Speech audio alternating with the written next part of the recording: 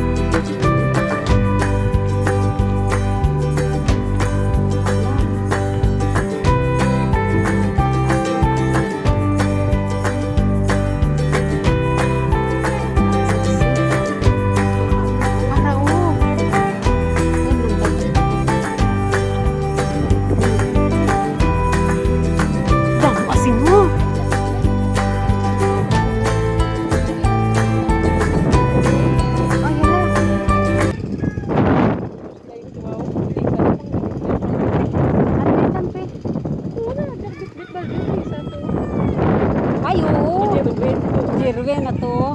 Tunda mo ba ilalo ka? Ay na patulod na tubig ang yung kapiya kay ay na sinawaan tubig. Ano na sino? Oh, mo siyang asin, guys. Kita niyo asin. Ganito gumagawa ng asin dito sa Negros. Wala man sa ibang lugar mo.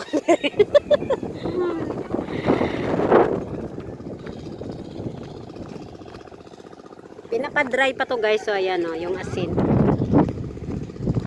anong alang pa nasa? Anong alang pa? Dito na siya. Oo, may tubig pa. Pag nag-dry na yan, pwede na yan. Pwede na ano, pwede na scrape. Ayan. Dito sila nag-stack ng tubig. O ayan, kita nyo kung anong kulay. Yan ang asin, ang gagawing asin. Ito ang finished product ko. Oh, finished product. Oh, kita nyo, ang dami yung asin. Oh, see? Ang dami.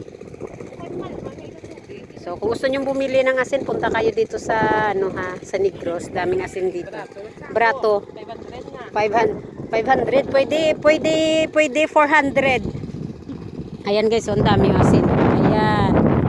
Finished product. Yan yung finished product, pero yung, ano, naglalagay sila ng stock talaga dito. Yan. Yan nilalagay nila sa plastic.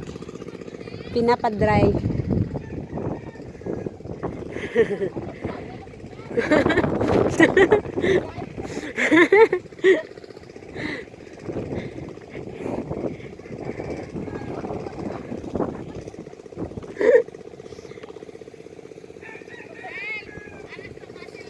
Gani.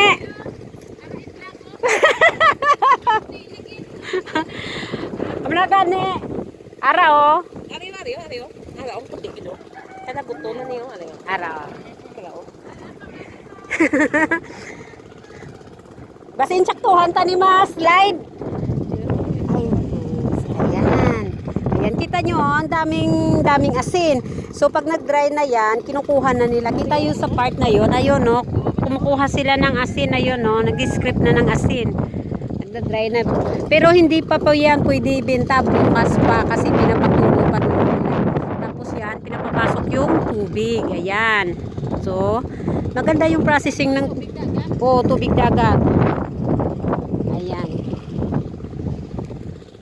Ayun, yung mga tita at saka tito ko, ayun, no, busy sila nag-script sila ng asin. Dito kasi kami bumili.